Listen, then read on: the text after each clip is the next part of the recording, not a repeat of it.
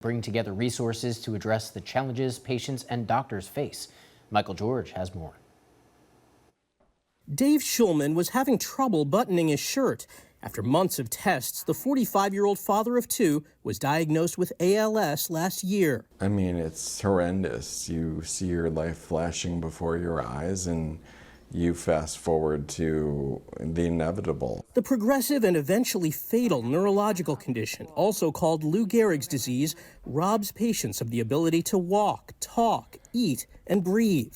Dave now has severe weakness in his arms and hands and slower walking and speech. The disease is relentless and it just keeps progressing. It hurts, especially when you hear that there's really no treatment. He's grateful to be part of a new research initiative he hopes can change that. Accelerating Medicine's partnership in ALS is building the largest data platform for research, bringing together not just scientists, but also patients and families. To be able to develop great diagnostic tests for ALS, to find targets for new medicines that would actually change the course or possibly even cure this disease. Dr. Julie Gerberding is president and CEO of the Foundation for the National Institutes of Health. What we're looking for in ALS are biomarkers, because early diagnosis really makes a difference to patients. But we're also looking for biomarkers that might give hints about what are the most likely approaches to treatment. About 4,000 to 6,000 new cases of ALS are diagnosed each year. My hope for the future is that one day, someone sits there like I did last year and gets the ALS diagnosis, and instead of being told, get your affairs in order, you're told, here's the treatment path. Quite honestly, we wouldn't have been able to get through this past year if there wasn't hope. The Schulmans also want other families to know they're not alone. Michael George, CBS News. Where a donor lung comes from makes a difference. That's according to a new study from the University of Pennsylvania. It found transplant recipients who receive a lung from hospital-based donor care units have nearly an 80% survival rate over a 5-year period, while patients who receive one from an independently run facility have a 70% survival rate. We have some entertainment news next, including a new movie, a new music tour, and a new CSI Miami. Stay close. For years, gay and bisexual men were not able to give life-saving blood. The FDA banned donations during the 1980s HIV/AIDS crisis. Last year, the FDA lifted those rules. And this Pride Month, Danya Backus shows us how one man is helping make blood donation more inclusive. Just need your donor ID, your picture ID. Ralph Galvan has been a volunteer with the American Red Cross for 10 years, but it wasn't until last year that he was able to donate blood. I felt really good that, we're not on the sidelines anymore. As a gay man, Ralph couldn't give blood based on rules the Food and Drug Administration had in place that kept sexually active gay or bisexual men from donating. To help change that policy, he took part in an FDA-funded study that led to requirement changes. Being part of the advanced study and helping shape this and getting rid of the policy is beneficial to me, to my community. Last year, the FDA lifted restrictions. Guidelines are no longer based on sexual orientation, and all potential donors receive the same standard donor history questionnaire. This is really exciting because we're now able to ask every potential donor the same questions, treating them with equality and with respect, all while still maintaining a safe blood supply. Right now, officials say there is a critical need. Last month, the Red Cross collected 20,000 fewer donations than needed to maintain its national supply. Unfortunately, throughout the summer months, we know that we can only expect more severe weather and record-setting travel, which is going to further impact the ability of people to come out for their appointments. Ralph is grateful he can make a difference. It's a heartfelt moment that, that I can give now and help others. And he is proud to say he is now a volunteer and donor. Danya Backus, CBS News, Los Angeles. All donated blood, even from repeat donors, is tested for hepatitis, HIV, syphilis, and other transmissible diseases. In other news, hot sauce sales are heating up everywhere. We'll show you why next. Welcome back. Pharmacists are sounding the alarm as more than 300 medicines, including treatments for the side effects of chemotherapy, are in short supply. President Biden called on Congress in April to address the broken drug market while also offering an incentive to hospitals to keep key drugs in stock. Skylar Henry tells us how the shortages can make or break a patient's recovery.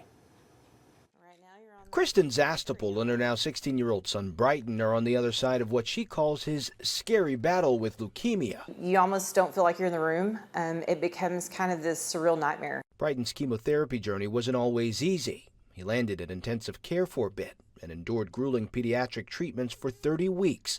But Zastapel says it wasn't until the drugs Brighton needed were in short supply that she began to worry. It was the question of, is he going to get what he needs? Are we even going to be able to have the best chance at beating this? Is it a cost issue? Is it a resource issue? All of the above. Michael Gagno with the American Society of Health System Pharmacists says drug shortages are reaching historic highs. We tend to think of some of the pharmaceutical companies making lots and lots of money, but in reality, some of these generic medications make very, very slim margins. The Biden administration wants Congress to pass legislation to address the issue. Advocates from the nonprofit Angels for Change are putting pressure on manufacturers to bolster the supply chain. It has to be sustainable. It has to be redundant. And we have to have recourse so that if it does fail, we know exactly what tools we're going to activate. We were very lucky in that Brighton was such a fighter and really pushed through. Now that his cancer is in remission, Zastapel is sharing Brighton's story. Every minute we were trying to get closer and closer to that finish line, and any delays in medication or any holds would just make that journey even longer. Advocating for others struggling to access life-saving medication. Skylar Henry, CBS News, Washington. And Matthew has another look at your forecast when your News at Noon returns. Welcome back. Now to a possible plea deal for Boeing in connection with two plane crashes that killed hundreds of people. It could help the company avoid a trial. Families of the victims reacting overnight. Here's Allison Kosick with more. This morning, some families of the hundreds of people killed in two deadly Boeing 737 plane crashes are crying foul over a proposed plea deal between the Justice Department and Boeing. I'm feeling denied justice. Attorneys for the families say the proposed deal would allow Boeing to plead guilty to a conspiracy charge for misleading the FAA during its evaluation of the 737 MAX aircraft. That's the plane involved in the two crashes in Indonesia and Ethiopia in 2018 and 2019.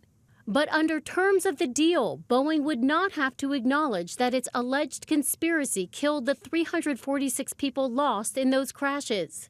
The deal would allow Boeing to avoid a public trial, which families wanted, and would fine the company about $200 million, well short of the $20 billion families have requested. We need to hold Boeing accountable, not have them just pay fines as part of the cost of their doing business. This is just another sweetheart deal between the Department of Justice and Boeing. Nadia Milleron, whose 24-year-old daughter was killed in one of those crashes, claims the deal would compromise safety. Last month on Capitol Hill, Boeing's CEO was grilled about the company's safety record, more recently in the spotlight after a door plug blew off this plane mid-flight. You're cutting corners. You are eliminating safety procedures. I don't recognize any of the Boeing you described. Boeing insists changes have been made to protocols and procedures to improve safety. And overnight, another major development. Boeing has agreed to buy the supplier under scrutiny after that door plug incident, Spirit Aerosystems, for more than $4 billion. Boeing spun off Spirit in 2005, a move critics say represented a focus on cost-cutting.